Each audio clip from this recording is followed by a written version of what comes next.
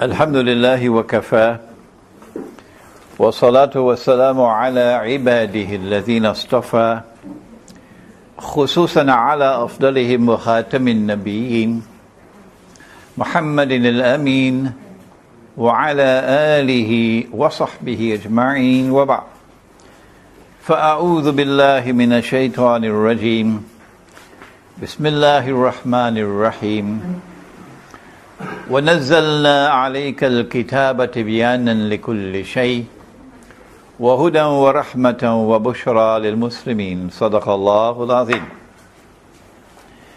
We begin with Allah's blessed name. We praise Him and we glorify Him as He ought to be praised and glorified.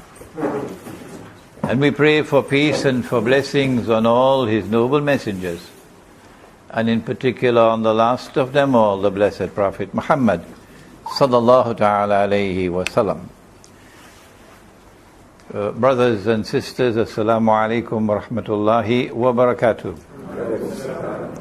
Brothers and sisters here at RICOI, the Research and Information Center on Islam in Taman Tun, Dr. Ismail, in Kuala Lumpur in Malaysia. We thank you for your kind invitation to address tonight, hopefully beneficially, the topic, the Qur'an, secularism and crime. And let us begin by pointing out, like in the same way that there are different kinds of lies, so too there are different kinds of crimes. You may have heard that there are normal lies, and then there are great lies, and then there's 9/11. Similarly, there are normal crimes, and then there are great crimes, and then there are state crimes. And on the list of state crimes, pride of place belongs, and no one should take offense to my saying so, to the terrorist state of Israel. And so we are dealing with a complex subject, not simple crime. And it will be our endeavor to attempt to turn to the Qur'an and to He who was sent to teach the Qur'an, Nabi Muhammad alayhi salatu wasalam, to throw some light on the subject of secularism and crime. There are different kinds of secularism. There is political secularism. And political secularism has made a mess of the political world. It has given us lots of things that are negative. Political secularism, insisting that religion and politics must be kept separate from each other. Political secularism. And if we have the time, we will look at some of the things that has happened in consequence of political secularism. And then there's economic secularism. The secularization of the market, the secularization of money, of finance, the emergence of a banking system, which is thoroughly secular, has no religion in it at all. There is evidence of tremendous damage which has been done, and criminal acts which have been committed at the very highest level through the secularization of the economy and of money. There is the secularization of education. That we had at Azhar University, and as I'm fond of saying, one Sunday morning Al-Azhar woke up and rubbed his eyes and looked down the road and said, "What's that?" It was Cairo University. And it came to present the mother of all challenges to the system of education which was based on that which was sacred. It came to give a secular model of education.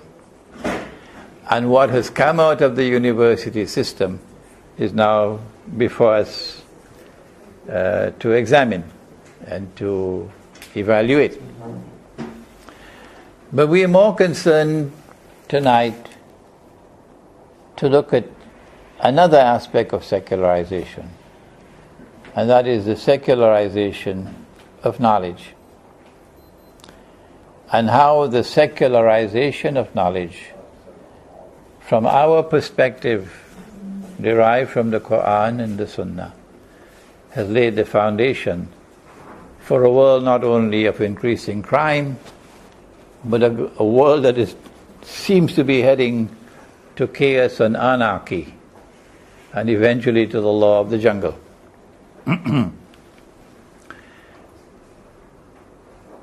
To begin our examination of the subject of secularization of knowledge, we want to turn to Islamic eschatology. The Prophet, Allah's blessings be upon him, spoke to us about Dajjal. And he said something strange.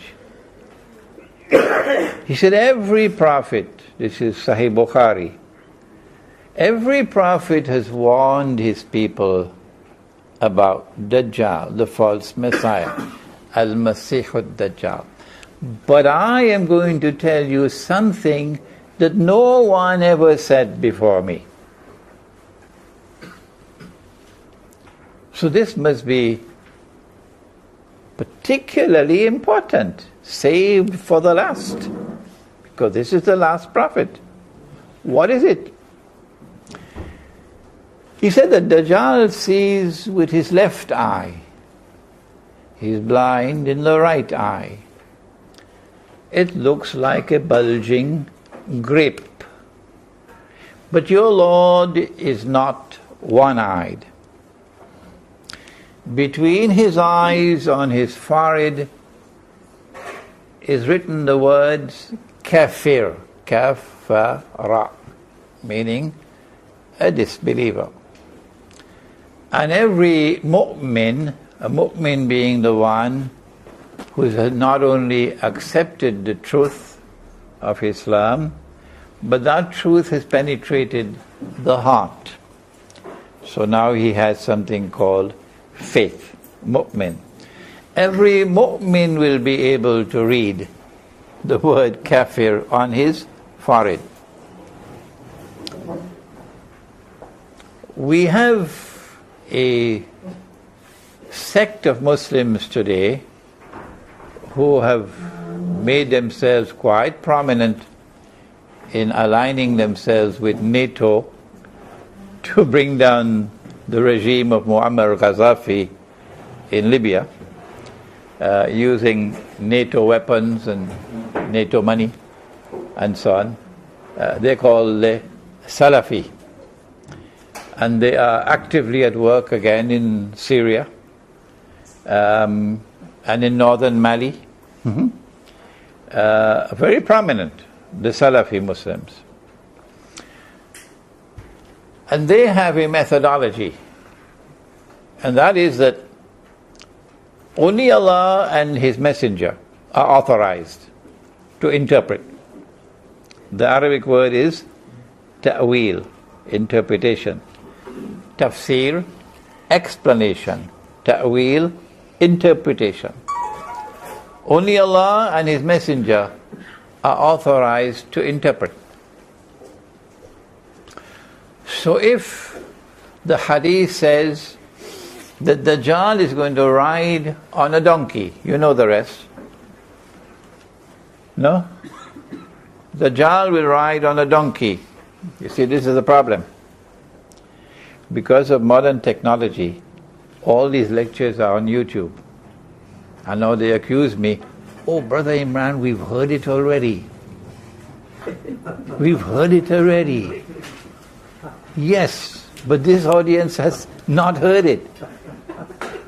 So if you've heard it already, go listen to somebody else, man. Let them listen to me. We heard it already, you're repeating yourself. Dajjal will ride on a donkey. And the donkey would travel as fast as the clouds. And the donkey will have his ears stretched out wide. Salafi methodology is that since Allah and His Messenger have not interpreted this, it has to be understood literally. And so they wait for the flying donkey. We do not utter these words in a disparaging way. That's not the way of scholarship. We do not intend to humiliate them. This is a learned discourse. This is their methodology, and they're waiting for the flying donkey. Similarly, when the Prophet said, Allah's blessings be upon him, that the river Euphrates will uncover a mountain of gold. And you know the rest of the hadith. If not, well, you got homework to do. They're waiting for a mountain of the metal to come out of the river. We use a different methodology. We use what is known as the Sufi methodology. And there, by using the word Sufi, and I now open myself to attacks. The Sufi methodology recognizes that this is religious symbolism. And it has to be interpreted. And the flying donkey is already here. This young man, I won't mention his name, just arrived at the airport from Britain. And from the airport he went to the hotel and he came here. He came using the flying donkey. And the mountain of gold has already come. If you will listen to my lecture on Islam, the petrodollar and beyond. The mountain of gold came into being when Henry Kissinger was able to fool King Faisal rahimahullah into agreeing to sell oil for only bogus and fraudulent and utterly haram US dollars. And as a consequence, an ocean of oil now began to function as a mountain of gold. And the Bretton Woods monetary system gave way to the new petrodollar monetary system. This is our interpretation. And when we interpret, we do not do it in a dogmatic way. We say no. When we interpret, please do not accept our interpretation unless and until you are convinced that it is correct. Fair enough. So now we say we have a difference with the Salafi. They are waiting for a man to appear who will declare, I am the Messiah. And when that man declares that he is the Messiah, they will recognize him to be Dajjal only if he has one eye.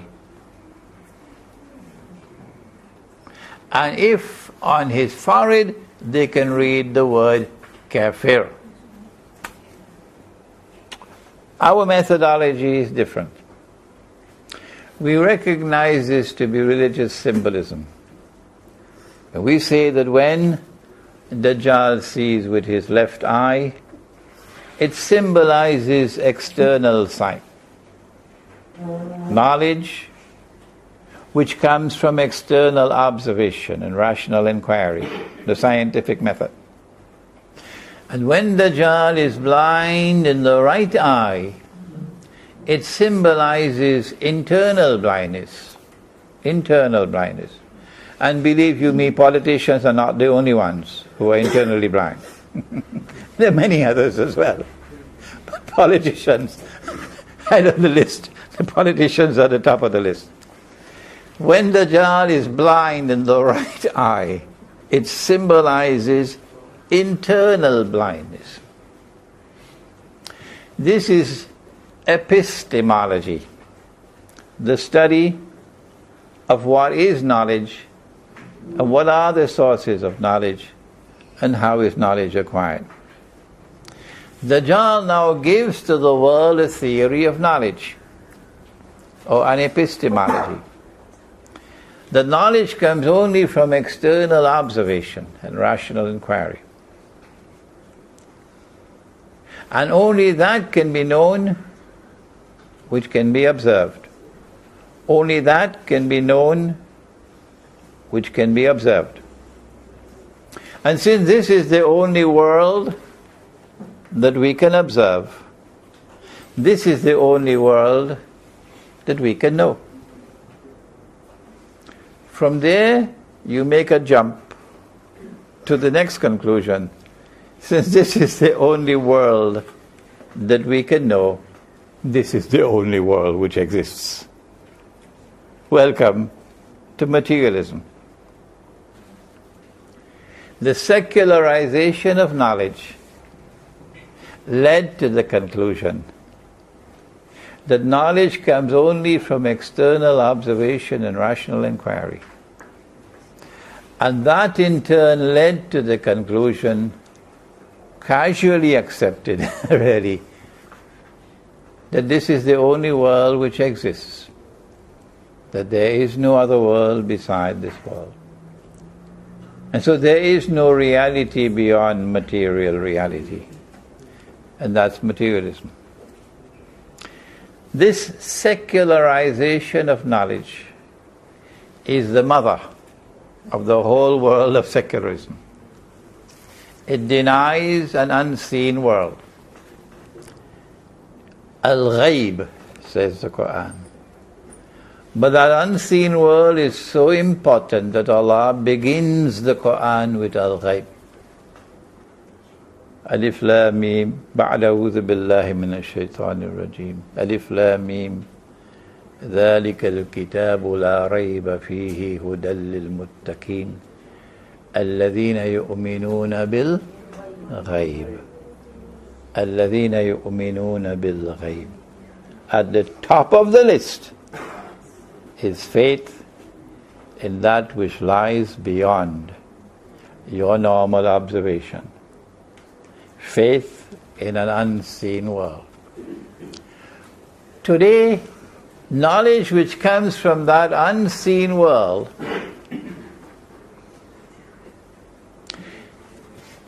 is rejected. It's not really knowledge. It belongs to a place in Orlando called Disneyland.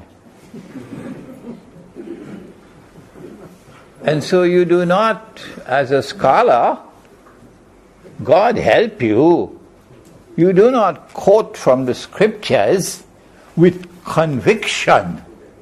No, it's just another branch of knowledge. It has to be dissected like all other branches of knowledge. And we have a different way of dealing with our scriptures than you Muslims. There's no such thing as faith anymore in anything unseen. Faith is that which you can hold in your hands. And so, mankind, in consequence of a secular way of life, which has as its foundation the secularization of knowledge, mankind has been taken for a ride by the one-eyed man, Dajjal.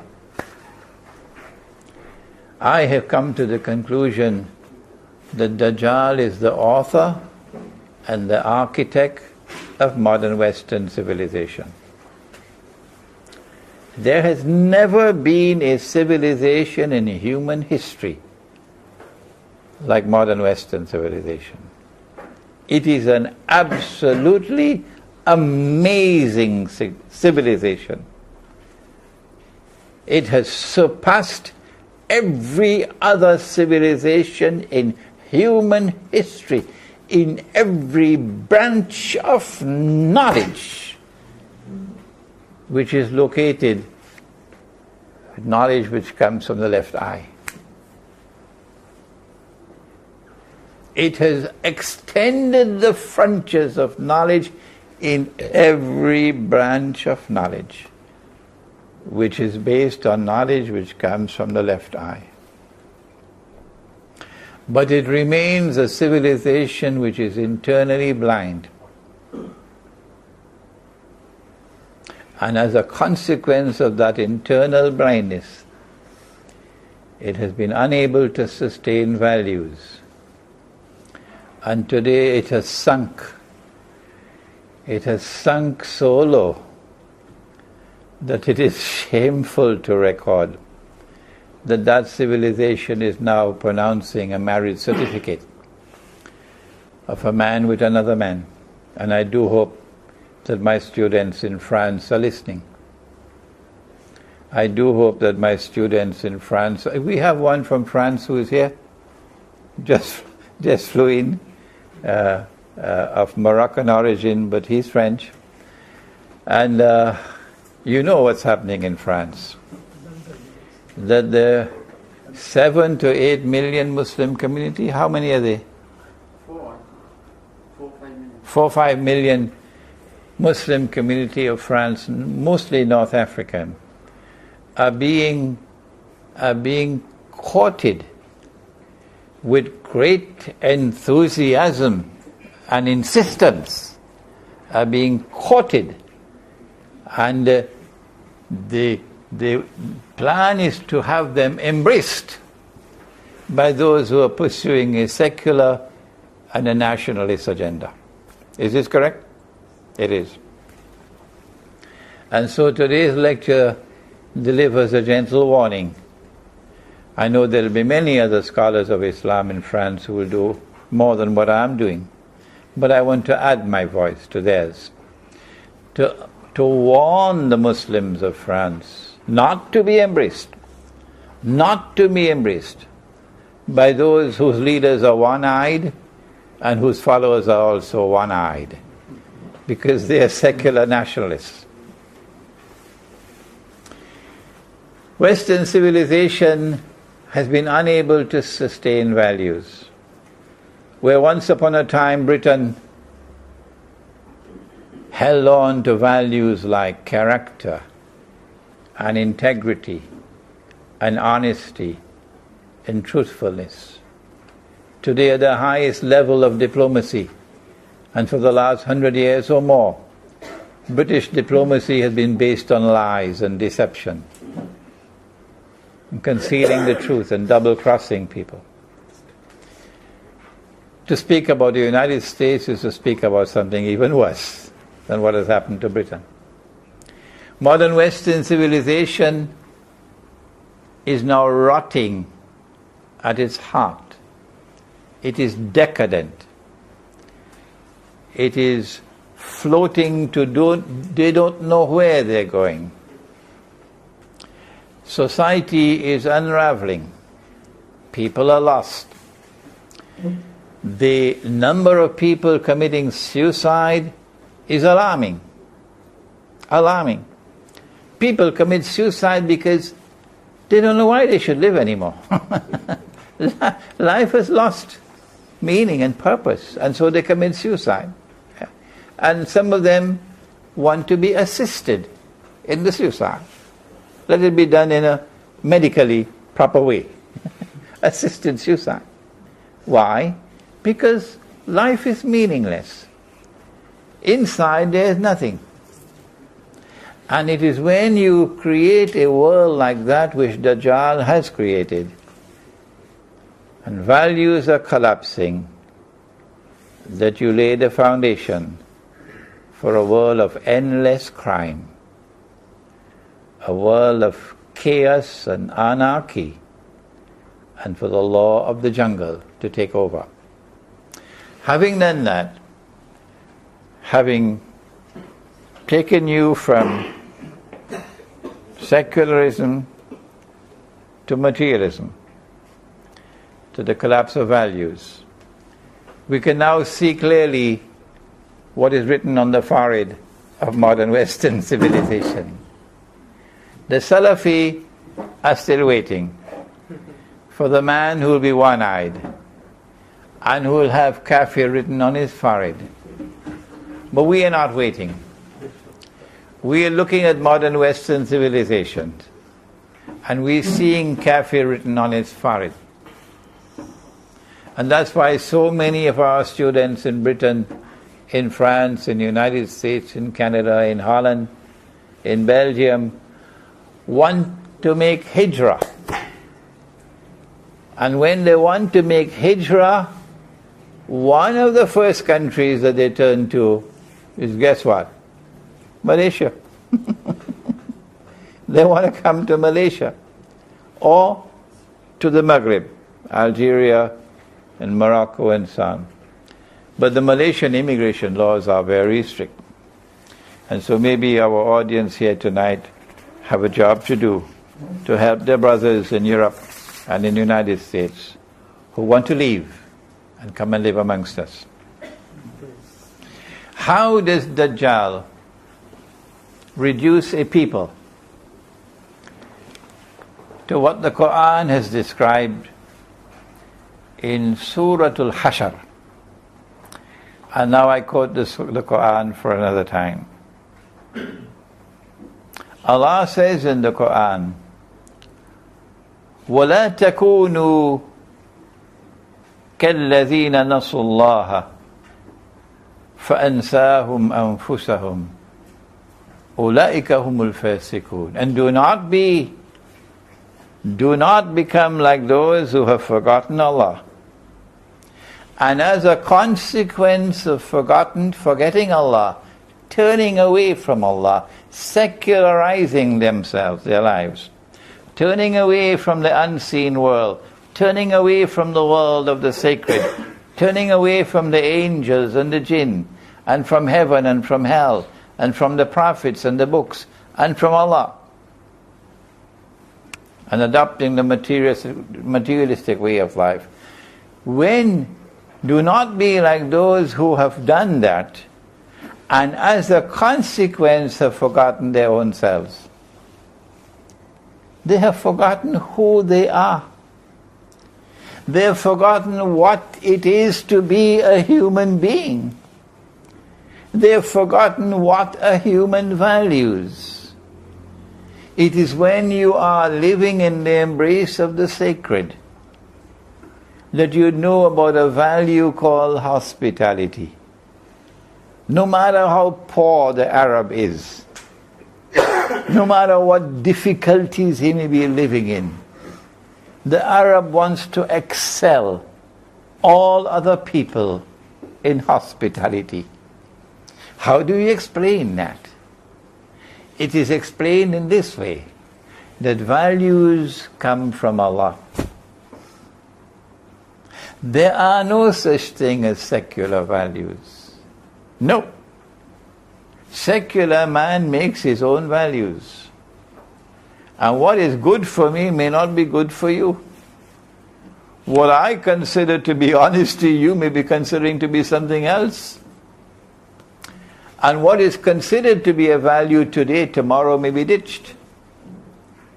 If the Englishmen of 100 years ago would have come back today, and the Frenchmen of 100 years ago would have come back, Charles de Gaulle would have come back today, and hear that France is enacting legislation to allow a man to marry another man, the general will pull out his rifle. The General Charles de Gaulle will be very angry, because the values of his generation have today been ditched. Secularism makes its own values and keeps on changing those values, and they're not being changed by accident. The world is not moving in this direction of increasing godlessness by accident. There is a mastermind. There's a great architect who brought the secular age into being and who is taking the world in this direction. And it is Islamic eschatology who tells us who he is. He is Dajjal, the false Messiah. He uses certain weapons after he secularized you. I rented an apartment in Gombak. My landlord was Chinese. He kept his apartment very well, meticulously clean. I was so happy to see how this man took care of his apartment. And he left some furniture in the apartment. And it was with some pride that he showed us this huge television set in the sitting room. And then another one, slightly smaller, in the master bedroom. I'm leaving these for you, he said. Can you imagine the horror on his face when we told him we don't want it?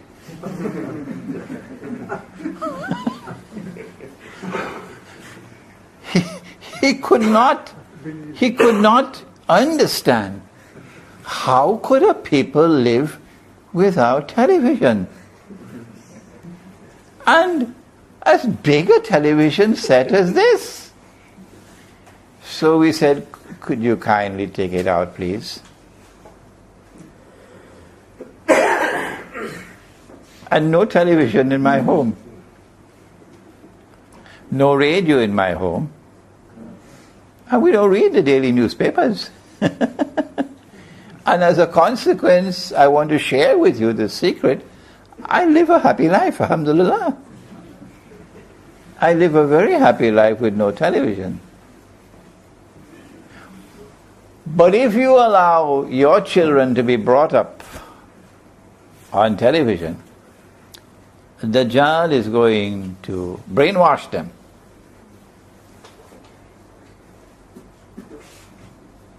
And one of the first things that they will pay as a price, those who constantly watch television, is that you will lose your capacity for clarity of thought. Try it and see. He brainwashes you, and the veils start coming down before your eyes. No people on the face of the earth today have more veils before their eyes. And I'm not ill-speaking them, because I lived in the United States for 12 years. And I know how many wonderful people there are in that country. I'm not talking only about colored Americans and black Americans. I'm also talking about white Americans who have treated me very well and who have been very good people. But no people on the face of the earth today are more brainwashed, ask any European and he'll tell you that, than the Americans. And how did Dajjal achieve it? He achieved it with television. With ABC and NBC and CNN and CFF and whatever and whatever and whatever. And American Idol and American Heroes and this and that and the other. And as you are fed every day with this rubbish coming out of television, not only are you brainwashed, not only do you now allow them to do your thinking for you, they're doing it, they're programming you, but you are damaged intellectually. You lose the capacity for clarity of thought. So if you want to study eschatology, if in your heart there's a desire, and I'm speaking to you most of all in France tonight, if in your heart there's this longing to master ilmu akhiruz zaman, remember, you cannot penetrate the subject. of the last age.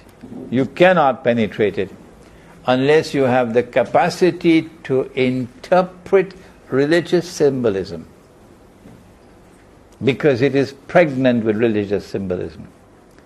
And you cannot interpret religious symbolism based upon the knowledge you got from a Darul Uloom or from Al-Azhar University or from MIT. No. That clarity of thought comes when the mind has been washed and clean, and when there is nur in the mind.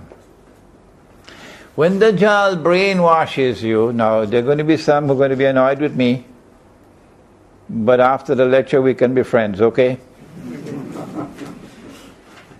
I have a job to do, allow me to do it.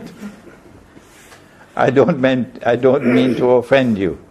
No, I don't mean to offend you, but I have a job to do, let me do it. When the Dajjal has brainwashed you sufficiently, then what he does is, if you look at the photographs of American presidents these last 200 years, from the first one, was it George Washington? First one? And then the second and the third, and Abraham Lincoln and all. Did you notice that there was something on their faces called a beard? Did you notice? Something on the face called a beard? And do you notice that now at the end, in the Bill Clinton and George Bush era, it seems as though the beard seems to have disappeared? Is it by accident? No, it's not by accident. I was invited to lecture at the University of Chicago, and they thought, today we're going to hang him. Today we're going to hang him. And they asked me to speak on the status of women in Islam. And the university came out. Faculty came out and so on to witness the hanging of an Islamic scholar. What could Islam say about the status of women in Islam? Why didn't you choose another topic? So I began my lecture by defining the male and defining the female.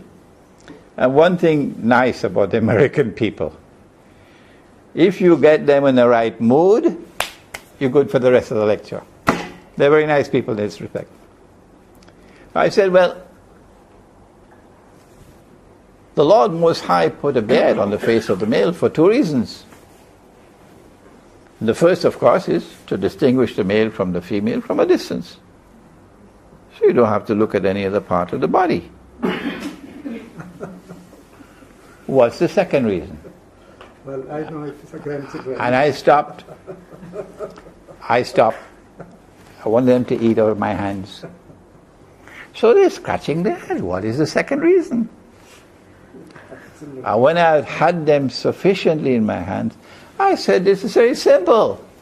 Allah put the beard there so babies can play with it. They didn't stop laughing for 5 minutes. And I had no problems for the rest of the evening, except for the Pakistani students.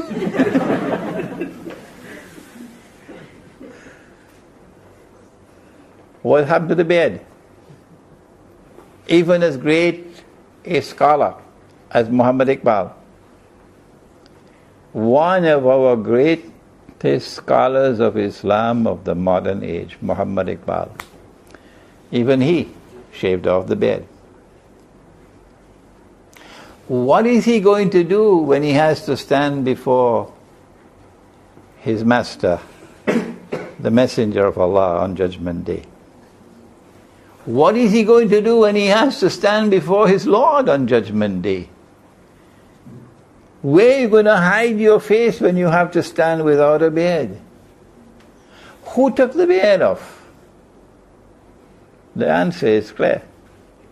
It is the Dajjal who has done it. Why did he do it? I know you're going to be angry with me, but we'll be friends afterwards. The Prophet said among the signs of Akhirul Zaman is that women will dress like men. Why would a woman dress like a man? To assume the functional role of men in society. That's why. But he went on to say that men would dress like women. And if men are to dress like women, I'm not saying you're going to dress like women, the first thing that a man will have to do is to take off the beard. Television has played a very important role in brainwashing women around the world today to take off the hijab. Many marriages are now struggling because your daughter does not want to follow in the footsteps of her mother. No. That's for the birds. This is a new world. This is a new age. We're not going to live like that anymore. This is the age of freedom. This is my body. And I will live the way I choose with my body. So no hijab. Who is the author of that? It's Dajjal.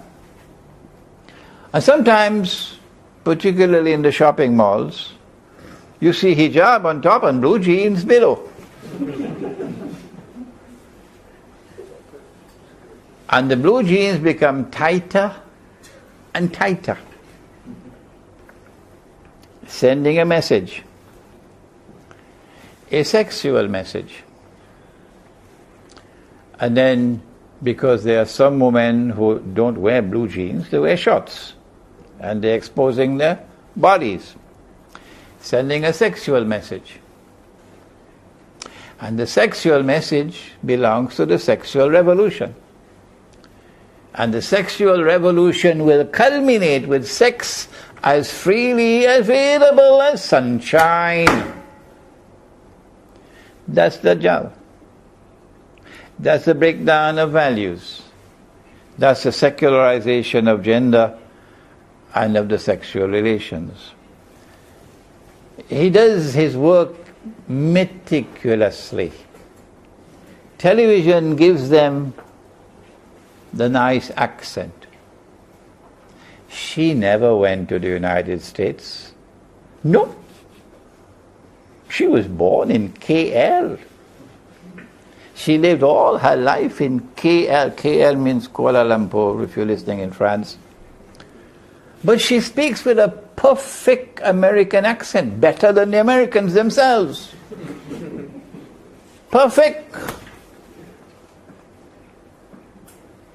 Because that is the road to progress. She doesn't want to eat roti canai anymore. It's McDonald's, Kentucky Fry. And you look down upon what was native, what was indigenous, and you're following Dajjal.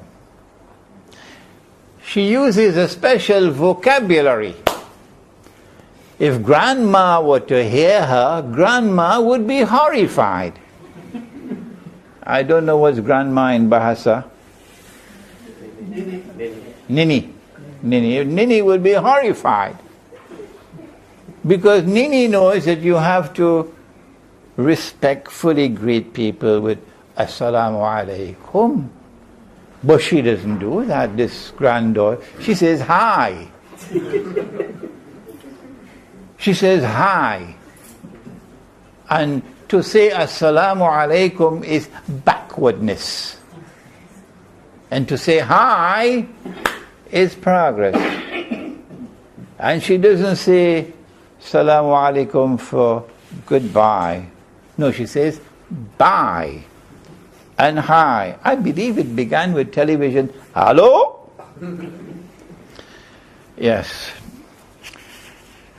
Dajjal is breaking down the bonds that Allah built for stability of the home and stability of the family and stability of the society. And that stability reduces crime. And so now she does not listen to anyone. This granddaughter of ours, she's a rebel. And not only does she not want to listen to anyone, she doesn't even want to listen to Allah. And she ascribes to herself the authority to interpret the Qur'an. Allah doesn't say so in the Qur'an, Allah says so, and she is now interpreting the Qur'an in what she calls a progressive interpretation, which she got out of the Dajjal tafsir. This defiance of all authority, we were warned about it in Surah Al-Kahf. I don't have the time to ask Jamaluddin where in Surah Al-Kahf, so he got away.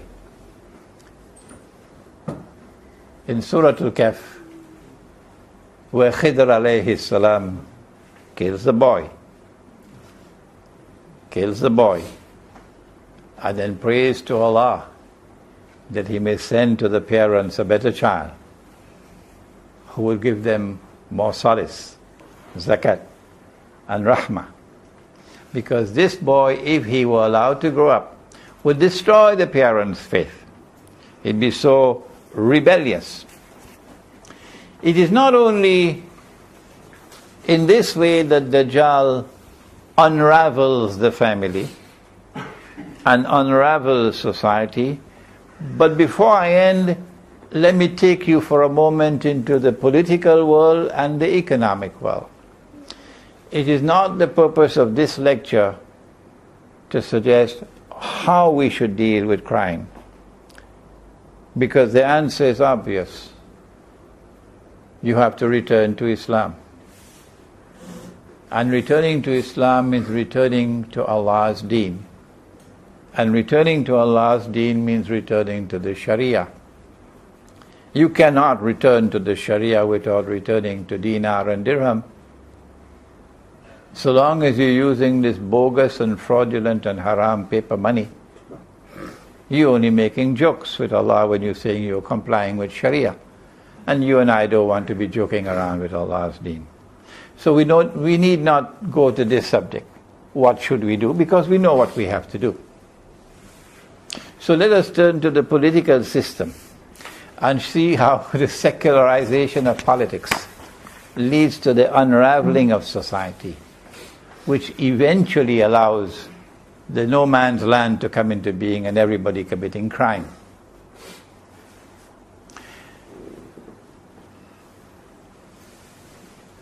The Khilafah state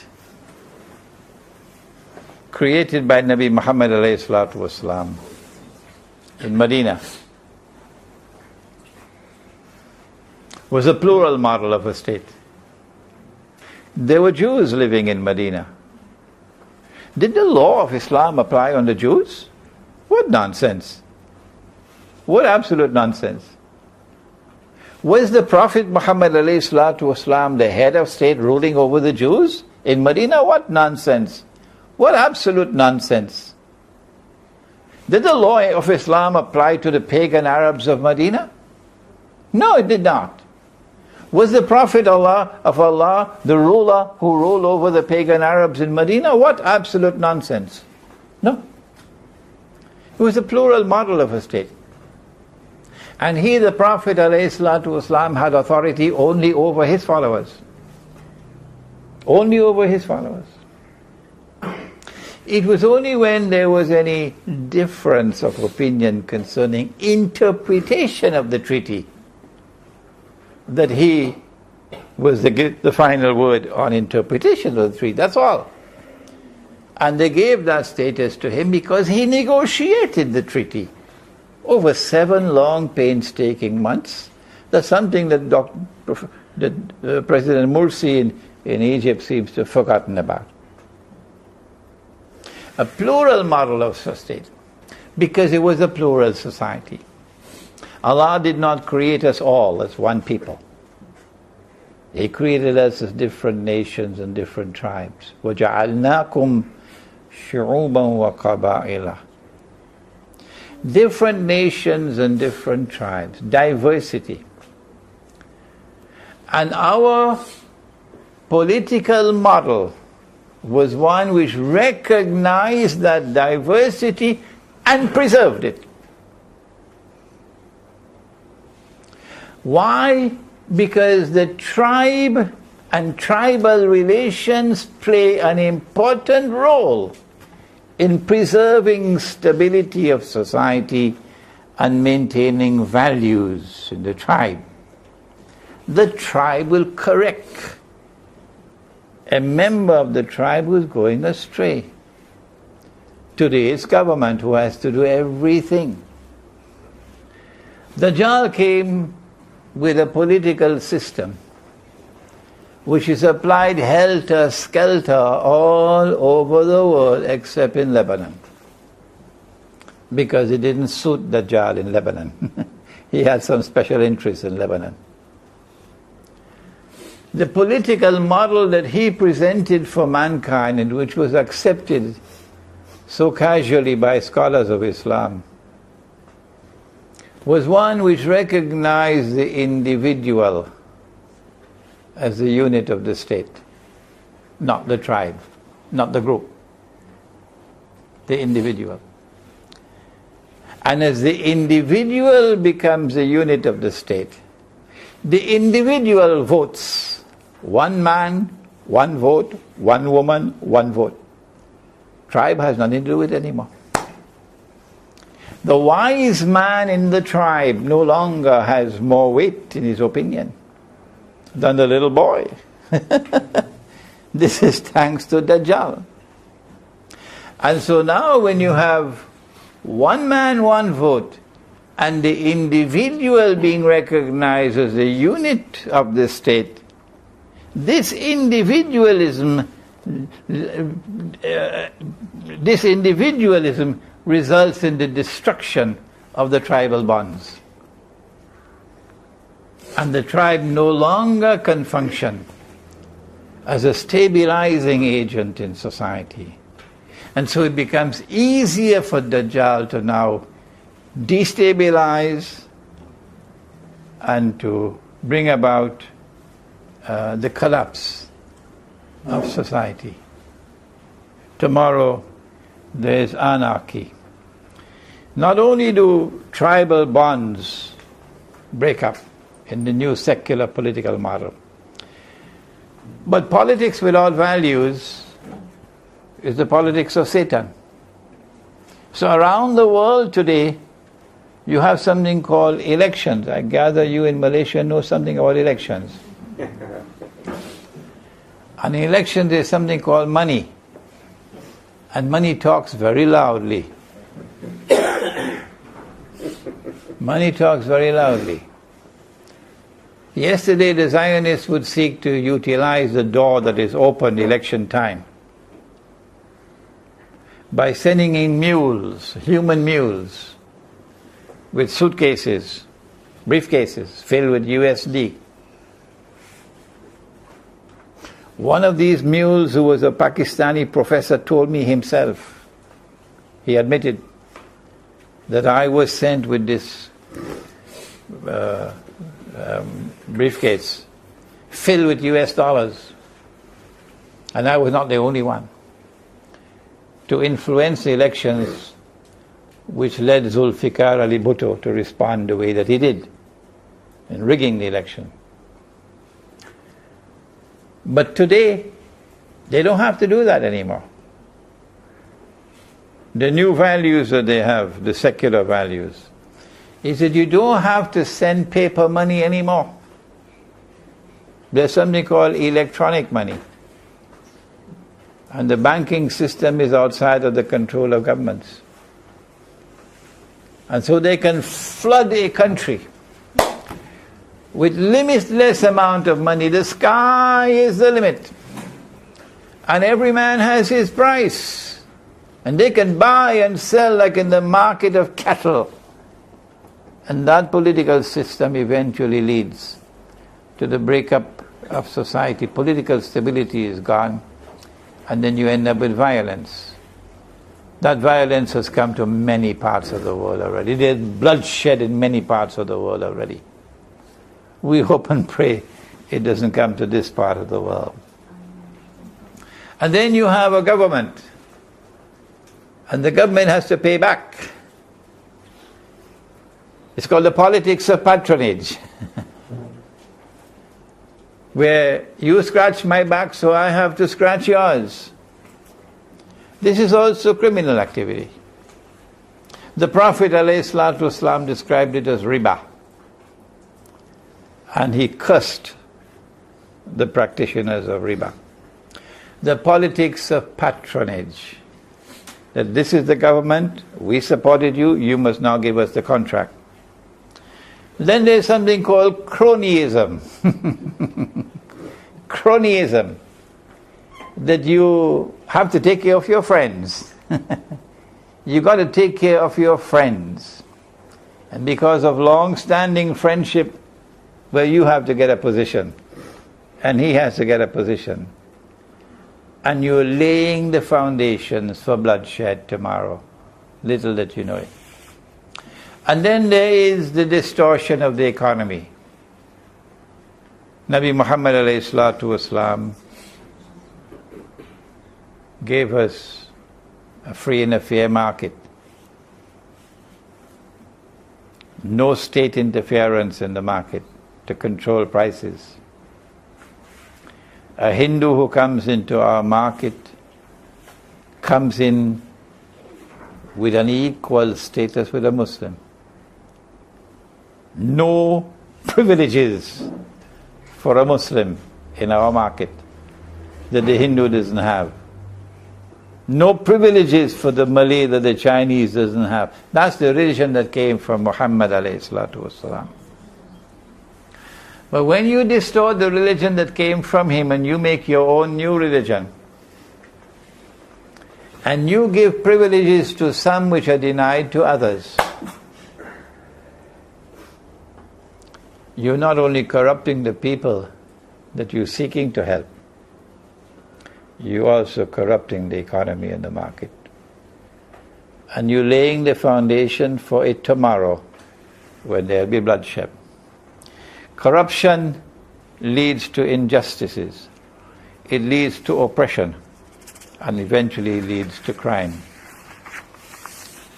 Before we end, the secularization of the market. The market is a place where you do business. And Allah defines a business transaction. A business transaction is one in which you can make a profit or suffer a loss. That's business. The money lender does not want to do that kind of business. He wants to have a guaranteed profit, and he wants to be immunized from all possibility of loss. And so he lends on interest. Riba. And Allah says, وَأَحَلَّ اللَّهُ الْبَيْعَ وَحَرَّمَ الرِّبَى. This is halal and that is haram, because this is not a business transaction when money is lent on interest. So Allah made it haram. It was haram in Europe. For hundreds of years it was haram in Europe. And read Merchant of Venice, you will see where in Merchant of Venice it was haram. Until the French Revolution. And the French Revolution broke the back of the economy and secularized the economy. And the American Revolution and the Bolshevik Revolution, all three were very, very, very crucially important revolutions. The Bolshevik for another reason. And so now the market is a market which is corrupted, because the banking system is now powerful in the market. And when an economy is based on money being lent on interest, then money will no longer circulate through that economy. No. And so the rich will now remain permanently rich. And the poor will be imprisoned in permanent poverty. And the rich will go constantly richer. And the poor will eventually enter into destitution. And that will lead to crime. Is it so difficult to understand? That the secularization of the economy, of the market, through the introduction of the banking system, is a recipe for crime. And then finally, when you secularize money, I once participated in a seminar in Trinidad with the former governor of our central bank. He used to be the finance minister until about a year ago. Now he's the Minister of Foreign Affairs. A friend of mine. And he's a monetary economist. And I'm not a monetary economist. And we cornered him. There were two of us. And we asked him, you talking about a politician, as a politician you're talking about values. How important it is to maintain values for the society to be stable and healthy. And we have a question to ask you. Is there not such a thing as integrity of money? You said they never taught us that at university. They never taught us that at university. The secularization of money led to where we are today. It is Dr. Mahathir who explained QE1 and QE2. And QE is not Queen Elizabeth, it's quantitative easing. The US government instructs the Federal Reserve Bank, while my daughters and your daughters from Indonesia have to work as slaves, picking up our garbage and being paid 500 ringgits a month as slaves, morning to night.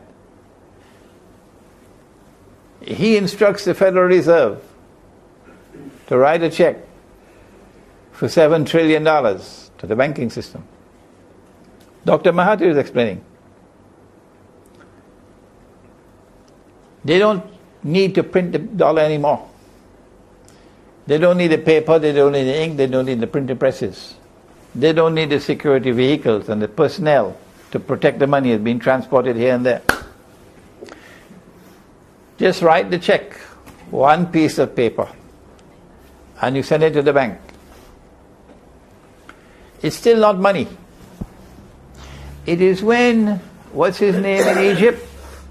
The engineer who is now the president and who wants to enforce the Sharia, Morsi.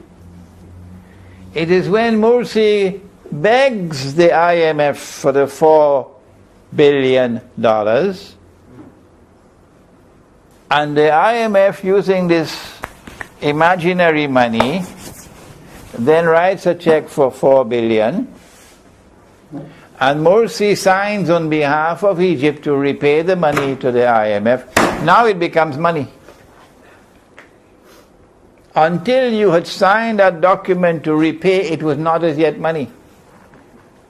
But now, abracadabra, and it has become money.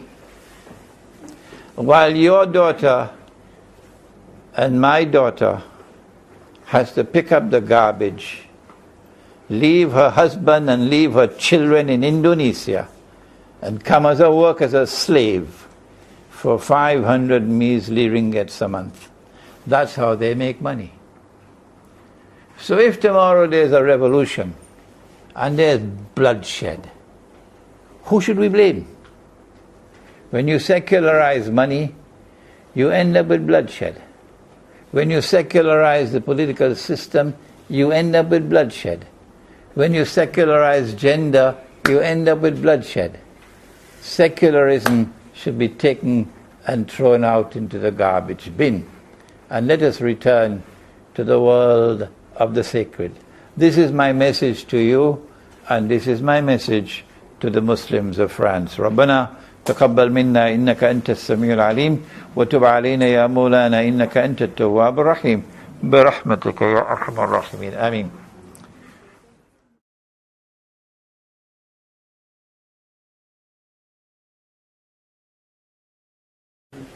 I have consistently refrained from falling into the trap of commenting on other scholars and their opinions. I prefer to restrict myself to methodology, Salafi methodology, without referring to any Salafi scholar. And I have already answered that question in terms of their methodology and how it differs from mine.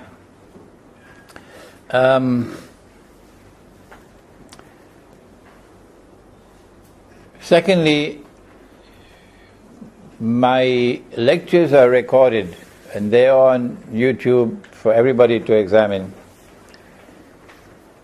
That I've never forced my opinion on anyone. I respect the intellect of the audience, and at my age I think I can take the liberty of speaking to younger men and hopefully trying to lead the intellect on a road where it will grow. And that requires critical thinking. That I should not be doing the thinking for you. And I should be not forcing my opinions upon you. That you should critically assess what I have presented.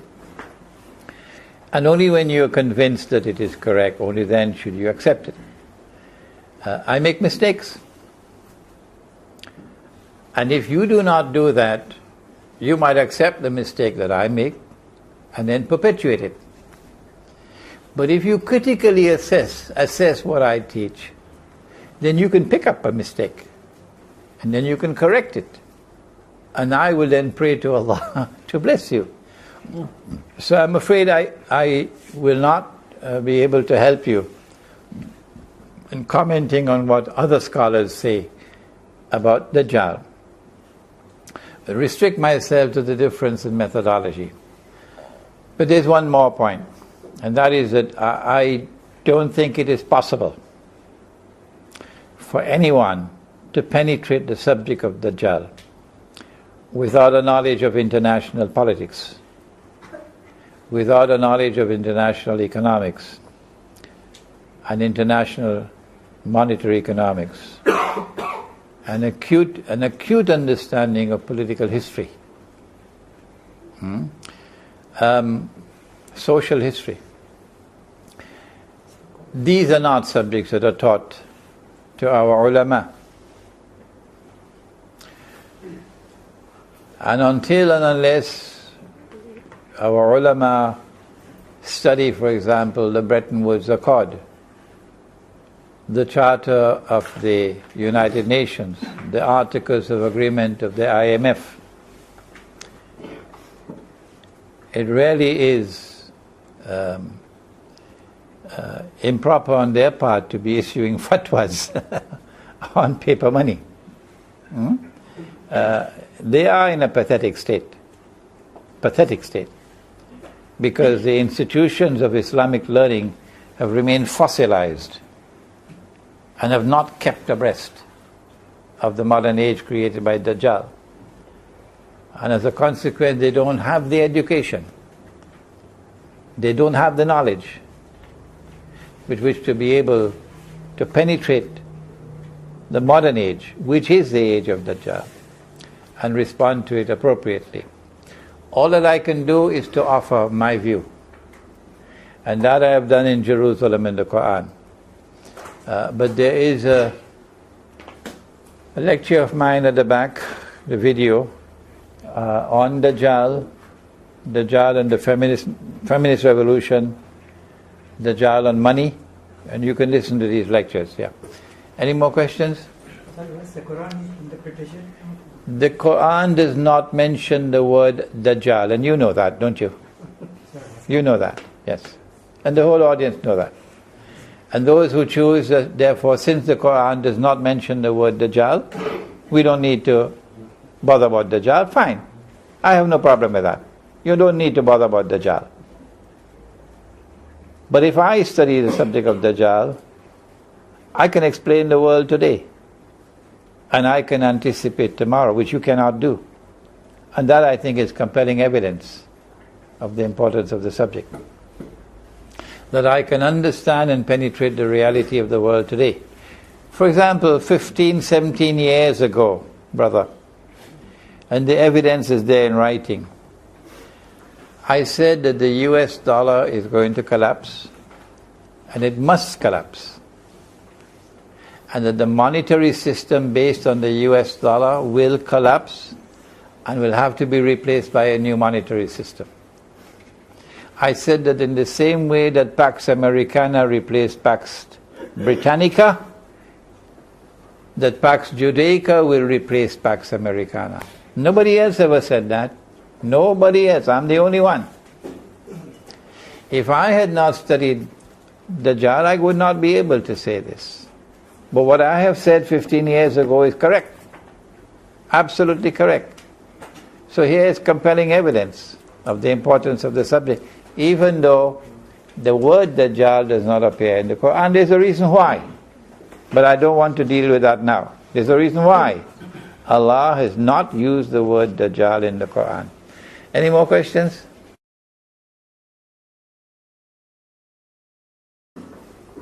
The greatest failure of all is not the failure of the politicians, as you may want to say. It's not the failure of the bankers, no. The greatest failure of all is the failure of our scholars, our ulama. Today an alim has to have this hat and this gown. An alim is recognized by his dress. But yesterday it was not like that. Yesterday we all dressed the same way. We all dressed the same way. And the alim was recognized not by his dress, but by his knowledge and his capacity to apply knowledge to the world before him. And the society recognized that knowledge. Today the blind are leading the blind, and the deaf are leading the deaf. And it is extremely difficult in this collapse of scholarship, extremely difficult today to be able to locate the Khidr alayhi salam, who is the scholar, who is the only scholar, the only one who can make sense of this age, the Khidr alayhi salam, because it's gone. My teacher of blessed memory, Maulana Dr. Muhammad Fadlur Rahman Ansari, rahimahullah. Oh, I forgot to mention, one of the signs by which you can recognize the unraveling of society is that your granddaughter doesn't say Insha'Allah anymore. She doesn't say Alhamdulillah anymore. She doesn't say Astaghfirullah anymore. All of this sacred terminology is banished from language in the new culture of hi and bye. Yes. If we are to recover scholarship, we have to follow what my teacher did. Maulana Fadlur Rahman Ansari rahimahullah recognized that while there was piety in intention amongst those who were going to study Islam in the institutions of Islamic learning, many of whom came from the poorest parts of society, because the wealthy people didn't bother. The poor. While there was piety, it was not a substitute for knowledge. And the curriculum of studies did not address the challenge of the modern age. Modern Western civilization has presented us with the mother of all challenges. The mother of all challenges, yes. And we are not equipped intellectually and academically. We are not equipped to even understand the challenge, far less to respond to it. Number two, it is not just a matter of studying their scholars. Studying, for example, Friedrich Hegel and his philosophy of history. You have to do more than that. You have to be able to go to the Qur'an, and then after the Qur'an go to Nabi Muhammad alayhi salatu wasalam, to derive from the Qur'an that which will explain and that with which you can respond. That methodology is lacking. We consider the Qur'an to be a closed book. The books of tafsir have explained the Qur'an, and there's no more explanation. Here's an example. I was in upstate New York. I was invited to address a gathering about 200 Methodist ministers in upstate New York who were having their annual convention. And for some strange reason they invited me to come and address them. I'm the only Muslim in the gathering of 200 Methodist ministers in the United States. And I gave a talk, and at the end of it, one minister got up. He says, "What a fine talk you've delivered. And you have been so friendly with us. And that's strange. Because here is your book. And the book says," and then he started to read, "Don't take the Christians and don't take the Jews as your friends."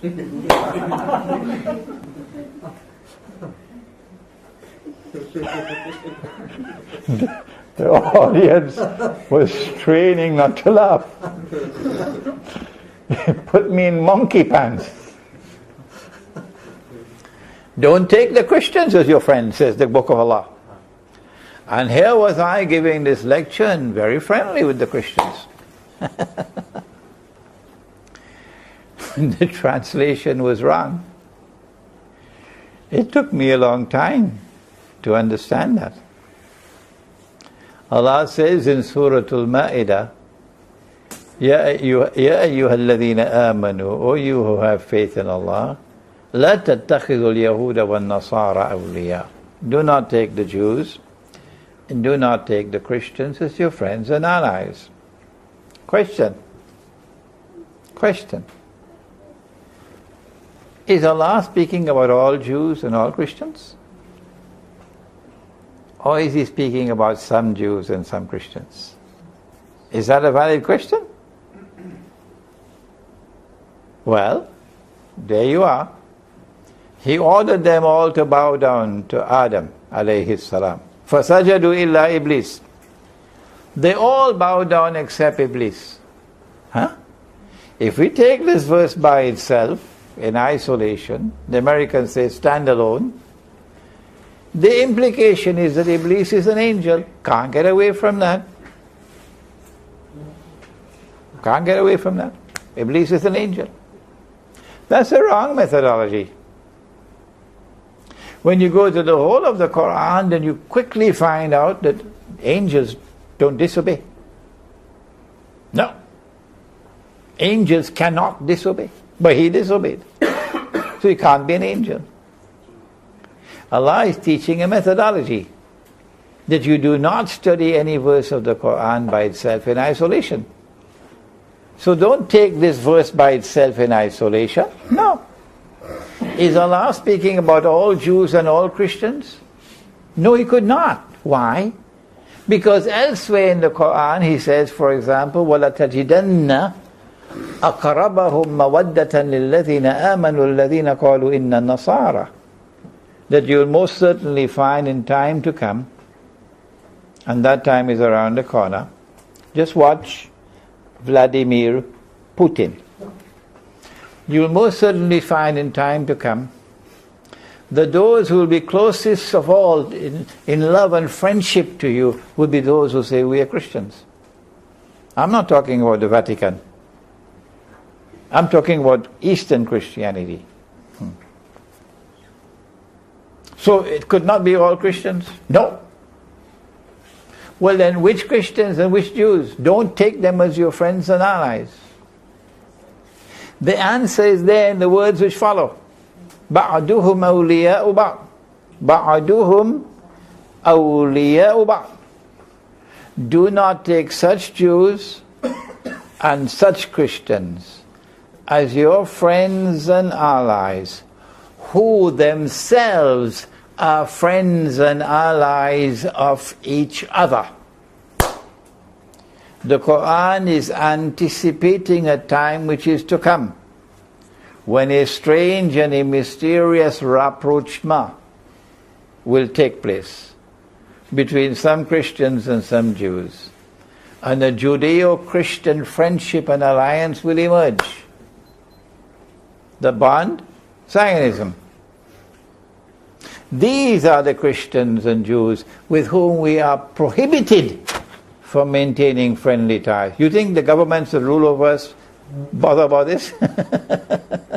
They all met in Cairo for the last few days and they all bow down before the Zionists. All of them except Iran. All of them except Iran bow down before the Zionists.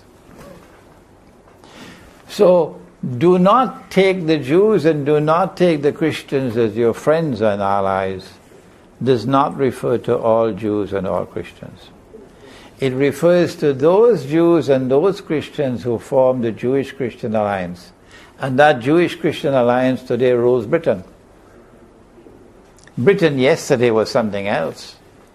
That Jewish-Christian alliance today rules the United States. And because Kennedy stepped out of line, Kennedy paid the price. That Jewish-Christian alliance today wants to rule the world. And one man stands in the way, Vladimir Putin, and the Chinese leader. And so here is وَمَن يَتَوَلَّهُ مِنْكُمْ فَإِنَّهُ مِنْهُمْ.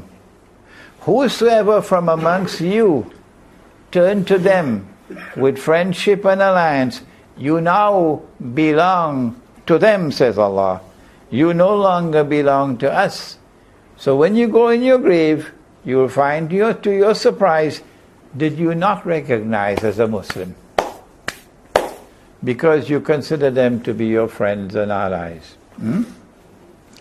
This methodology for the study of the Qur'an has brought out the real meaning of the verse, which was never brought out before.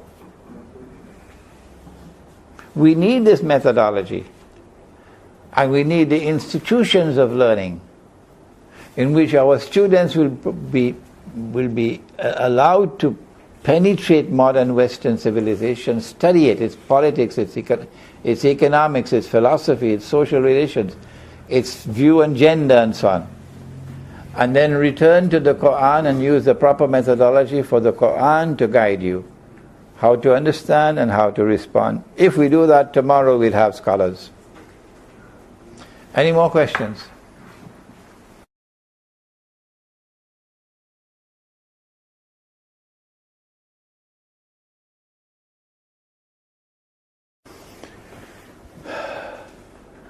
I am not seeing any signs as yet.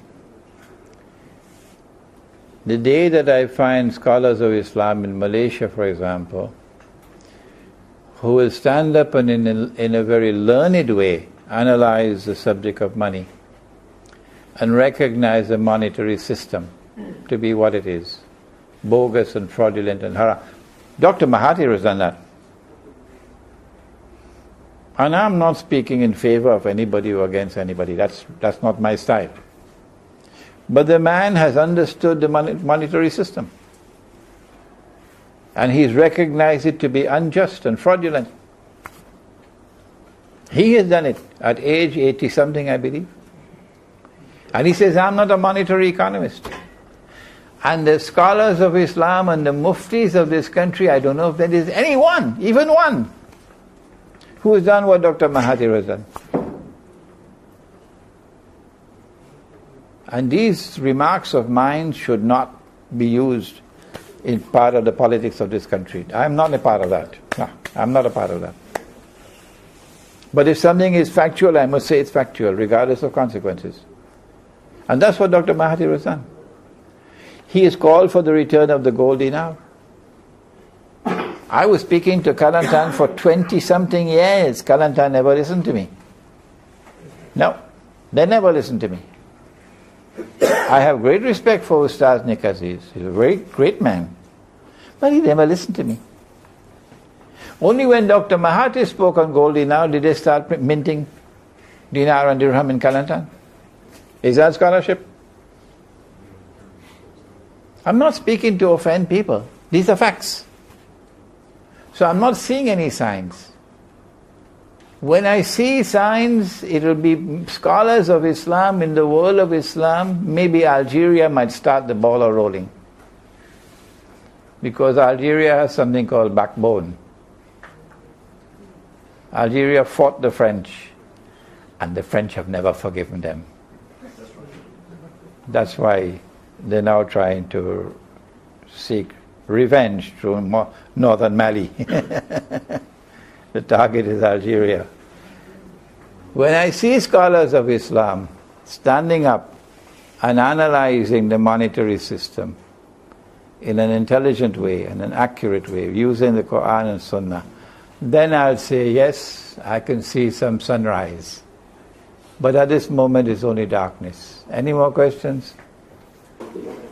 ربنا تقبل منا إنك أنت السميع العليم وتب علينا يا مولانا إنك أنت التواب الرحيم اللهم أنت السلام ومنك السلام تبارك ربنا وتعاليت يا ذا الجلال والإكرام سمعنا وأطعنا غفرانك ربنا وإليك المصير وصلى الله تعالى على خير خلقه محمد وعلى آله وعلى أصحابه أجمعين برحمتك يا أرحم الراحمين آمين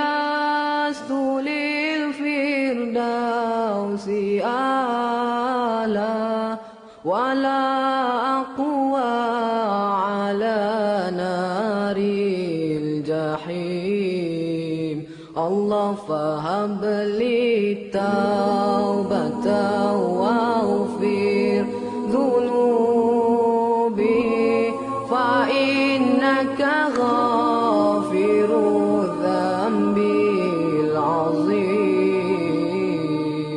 إلهي لست للفردوس أهلا ولا أقوى على نار الجحيم الله فهب لي توبة